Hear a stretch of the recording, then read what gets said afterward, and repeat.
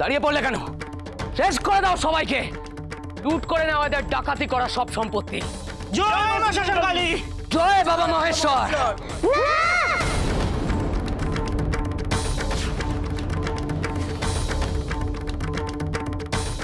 কেন কেন এমন অন্যায় করছো?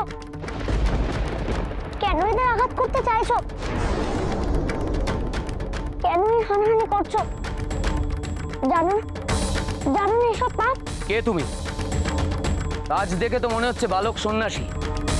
তুমি এই ভয়ঙ্কর ডাকাত দলে কি করছো? আমি এসেছি মায়ের ডাকে। তোমরা মা শ্মশানকালীর সন্তানকে কেন ছল করে ডেকে নিয়ে গেছো? ফিরিয়ে দাও তাকে। ফিরিয়ে দেবো ওই ভয়ঙ্কর ডাকাত সর্দারকে? কখনো না।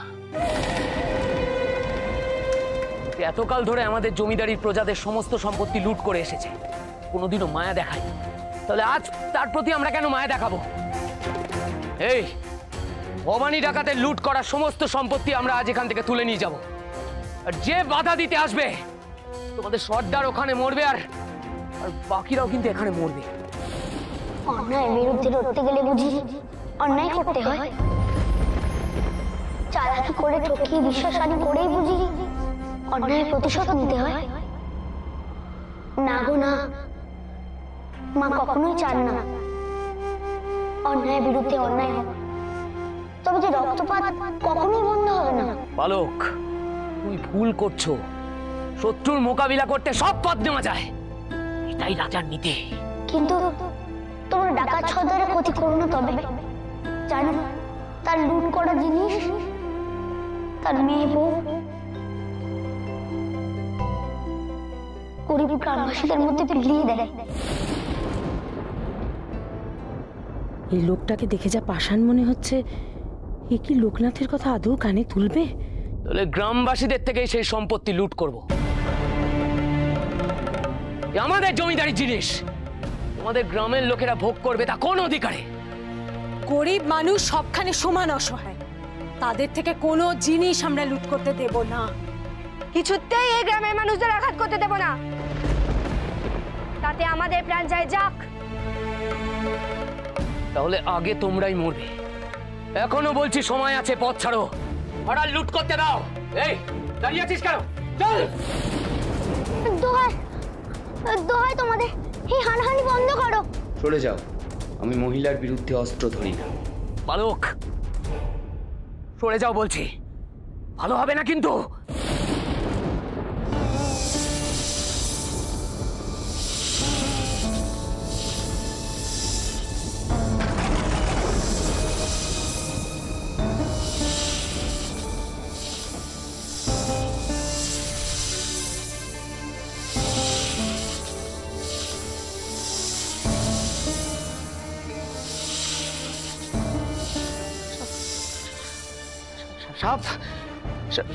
সাপ সাপ করতে গেল।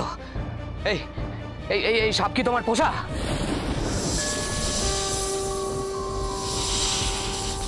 যদি পোষা হয় তাহলে তাহলে এই সাপকে সরিয়ে নিয়ে যাও। আমি কিন্তু বলছি বালক, এসব ভয় দেখি আমাদের কোনো লাভ হবে না। আমরা ফিরে যাব, কিন্তু আরো বাইক নিয়ে আসবো, উজাড় করে দেবো এই জঙ্গল। তার দরকার পশুপতিও তার দূত পাঠিয়েছেন তোমাদের মানা করতে। তার কথাও তোমরা শুনে।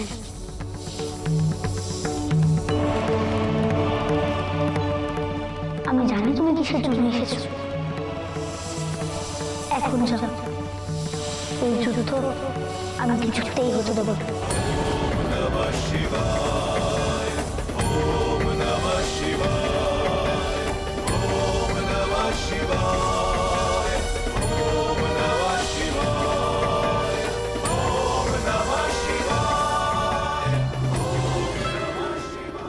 সাপ এই বালকের কথা শোনে?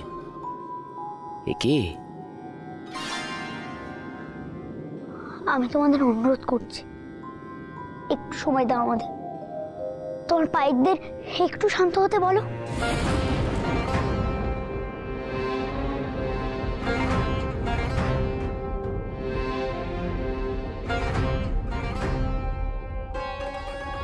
একটু এসো আমার সঙ্গে, তোমাদের সঙ্গে আমার কথা আছে। বালক, এসব করে পালানোর চেষ্টা করো না। বেশি চালাকি করলে না তোমাদের সর্দারের মুন্ডু কেটে ওই মায়ের পায়ের কাছে রেখে যাবো। সবাইকে নিজেদের মতো ভেবো না গো। এই তো মায়ের মূর্তি, তার সামনে আমি কথা দিয়ে গেলাম, ফিরে আমি আসবো।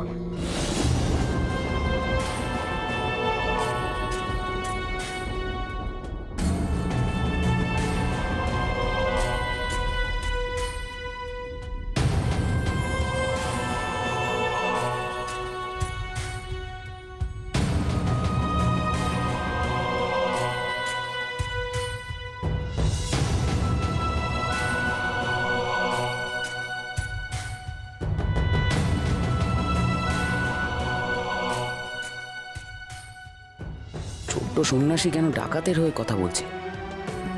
কি চায় ও? ভারী অদ্ভুত তো। একে শিব পুজো করেই কিন্তু আপনি ভবানী ডাকাতকে ধরতে পেরেছেন। তারপরেও কেন এত হানাহানি?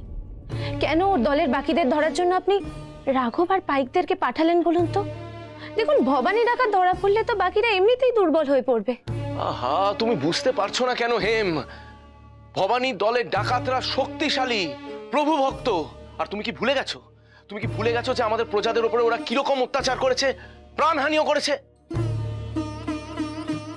আমি মানছি, কিন্তু আপনি একটা কথা ভেবে দেখুন তো, আপনার পাইকরা যেমন আপনার কথা মান্য করে, তেমন ওদের সর্দারের কথা ওরা মান্য করেছে। এতে ভবানী ডাকাতের পাপের শাস্তি ওরা কেন নেবে? না না, আমার মনটা ভীষণ খচখচ করছে। এতে আমাদেরই কোনো পাপ হবে না তো? অযথা তুমি ভয় পাচ্ছ, অযথা। ডাকাত দলের প্রত্যেকটি ডাকাতকে ধরতে না পারলে বিপদের আশঙ্কা রয়ে যাচ্ছে। আমার মনে হয় ওই বালকরূপী শিব আপনাকে এমনি এমনি দেখা দেয়নি। তার উপর আরেকটু ভরসা করলে মনে হয় ভালো হতো। মহাদেবের আশীর্বাদে আমরা ভবানীকে ধরতে পেরেছি, কিন্তু শত্রুর শেষ রাখতে নেই। ওই শিবরূপী বালককে খুঁজতে গিয়ে অনেক দেরি হয়ে যেতে পারে। কেশব রায় নিজের জয়ের জন্য তার আরাধ্য দেবতাকে তুষ্ট করবেই করবে। বড় করে পুজোর আয়োজন করো। এই জয় আমি পালন করবই। সমস্ত গ্রামবাসীকে খাও। আর ঠাকুরপুর জন্য? ঠাকুরপুর জন্য আপনার চিন্তা হচ্ছে না? না, হচ্ছে না, কারণ সে আমার ভাই। আজ রাত কেটে ভোর হলেই সে ফিরে আসবে। আমি তার অপেক্ষা করব। আর আমি জানি সে খালি হাতে ফিরে আসবে না। কেন তুই এই জমিদার ভাইয়ের কাছে সব তুলে দিতে চাইছিস? কারণ আমি তোমার বাবাকে আগে ফেরাতে চাই করলে দিদি।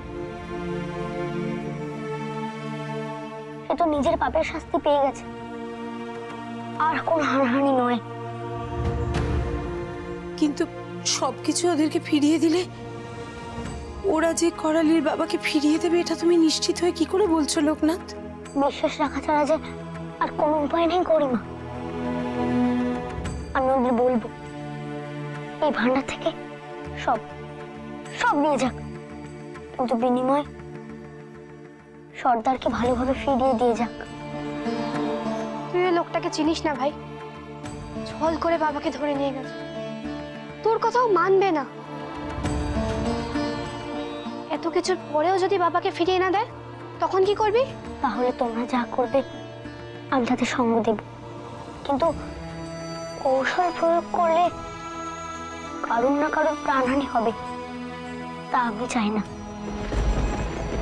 ঠিক আছে, তুই যখন বলছিস, তখন কাল সকাল অবধি আমরা সবাই অপেক্ষা করব। আর তারপরেও যদি কেশব রায় বাবাকে ফেরত না দেয়, তাহলে আমরা আচমকা হামলা করে বাবাকে নিয়ে আসব। কাজটা অত সোজা হবে না করালি দিদি।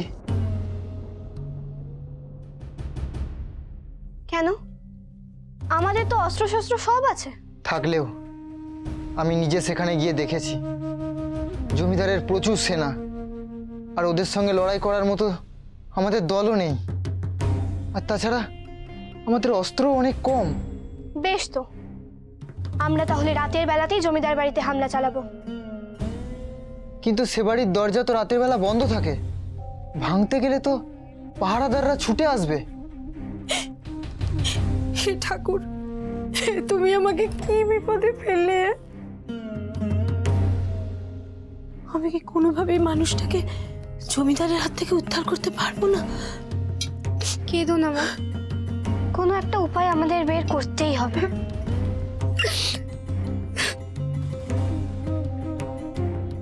আমাকে আমাকে পথ দেখাও মা।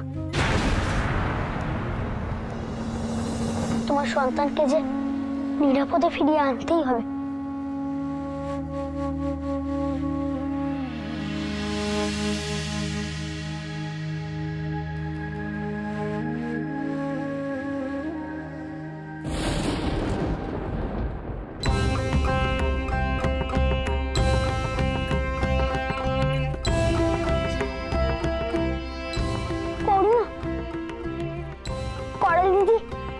উপায় পেয়ে গেছি গো আমি। ওই বড়িতে যা ধান কম আছে সব জমিদারের লোককে ফিরিয়ে দিতে হবে।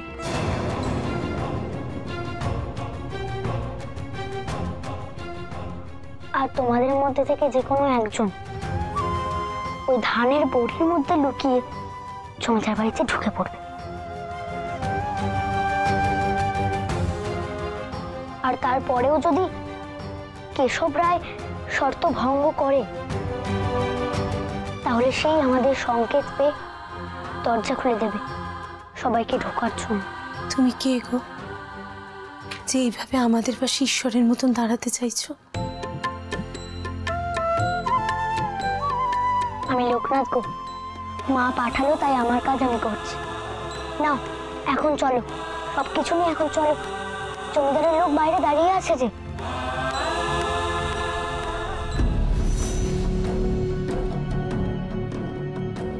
না না না, আর অপেক্ষা করা যাবে না। আমার মনে হয় ওরা কথা বলার নাম করে পালিয়েছে।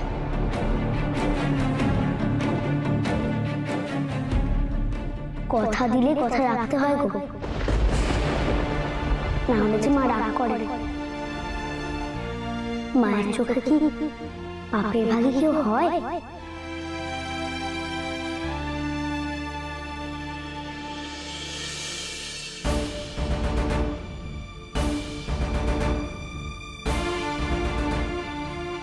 এই নাও, তোমাদের আমি সব দিলাম, এবার তোমাদেরও কিন্তু আমাদের কথা রাখতে হবে। এই সব কিছুর বিনিময়ে শুধু ফিরিয়ে দিতে হবে ডাকাত সর্দার। আর আমায় কথা দাও, বলো। আর এমন কোনো যুদ্ধে তোমরা কখনো জড়াবে না, কথা দাও আমায়, বলো। তুই সন্ন্যাসী তাই তোকে ছেড়ে দিলাম, কিন্তু এই সর্বনেশে ডাকাত দল আর তাদের সর্দার কাউকে আমি ছাড়বো না। ঠিক আছে, তাই হবে। আর কখনো যেন আমাদের জমিদারির আশেপাশেও তোমাদের ঘেঁষতে না দেখি, তাহলে কিন্তু তার ফল ভালো হবে না। এই মালপত্র সব তুলে নে, জমিদার বাড়ি নিয়ে যেতে হবে।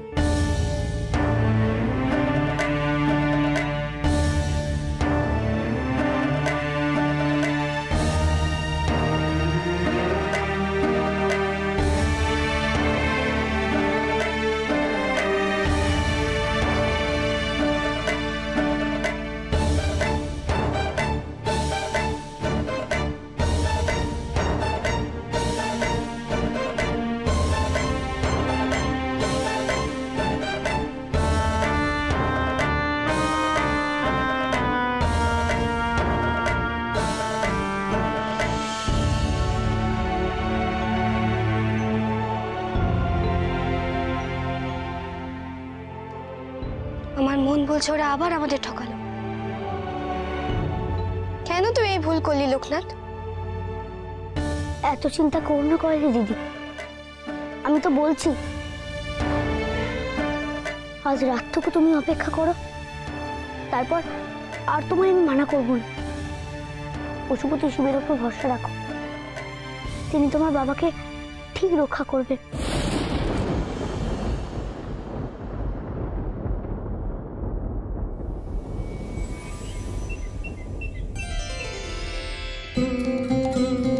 দাদা, বৌঠান, আরে তোমরা সব কোথায়? তাড়াতাড়ি একবার এদিকে এসো। আরে এই তো দাদা, ভবানী ডাকাত আজ অব্দি যা যা লুট করেছে আমি সব তুলে নিয়ে এসেছি। হেই, তোরা মালগুলো সব ওই দিকটাতে রাখ, দালানের ওই দিকটাতে, ঠিক আছে?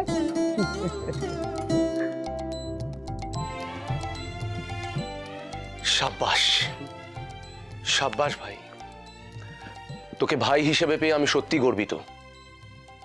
কিন্তু একটা কথা বল, এই সব কিছু জোগাড় করতে গিয়ে তোকে কোনো অসুবিধার সম্মুখীন হতে হয়নি তো? ডাকাতরা তোকে কোনো বাধা দেয়নি? না না, খুব একটা যে সহজ ছিল তাও বলবো না। মানে ওরা অত সহজে আমাদের সবকিছু দেয়নি। ওদের দলে এক জটাধারী বালক ছিল, বলতে পারো ওই আমার কাজটা অনেক সহজ করে দেয়।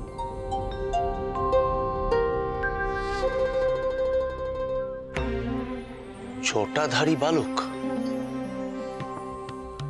জটাধারী বালক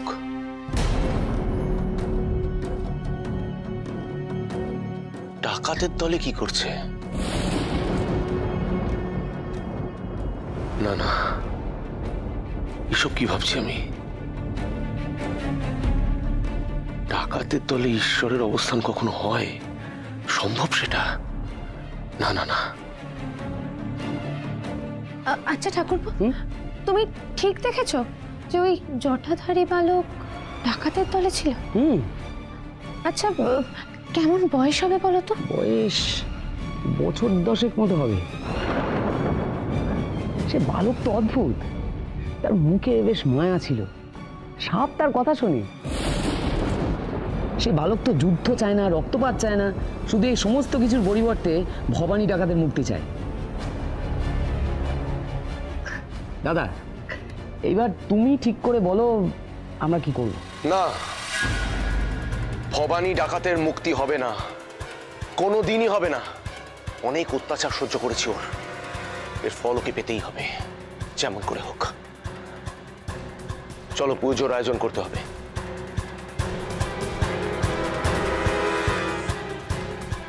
কে ওই সন্ন্যাসী বালক যে রক্তপাত চায় না?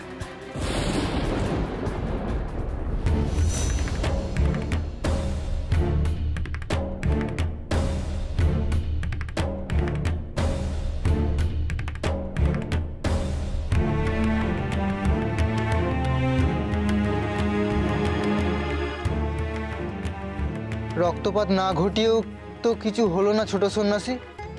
ওই জমিদারের ভাই আমাদের কথা তো রাখলো না। আমি জানতাম ওরা বিশ্বাসঘাতকের দল। সেদিন যেমন ছল করে আমাদের সর্দারকে এখান থেকে নিয়ে গেল, তেমনই ছল করে আমাদের সমস্ত ধন দৌলত লুটে নিয়ে চলে গেল। বিনিময়ে আমাদের সর্দারকে ছাড়লো না। লোকনাথ, এবার তুই আমাদের অনুমতি দে, জমিদার বাড়িতে আক্রমণ করে বাবাকে উদ্ধার করে আনি। শুধু তাই নয়, এবারে একেবারে শেষ করে দিয়ে আসতে হবে জমিদারের বংশ, যাতে কোনোদিন আর এমন ছল না করতে পারে। বাবার যে রক্তপাত ঘটানোর কথা বলছে এরা, না না, আমাকে একবার শেষ চেষ্টা করতে দাও কয়েল দিদি। আমি কেশব রায়ের কাছে যাব, তাকে বোঝাবো। তারপরেও যদি সে না বোঝে, তাহলে তোমরা রাতের আধারে ডাকাত সর্দারকে উদ্ধার করে এনো। বেশ, তবে চল, এখনই আমরা বেরিয়ে পড়ি। বেশ, তাই হোক। রঘু বরঞ্চ এখানে ডেরা পাহারা দিক, আর আমরা সবাই মিলে যাই, কেমন লোকনাথ?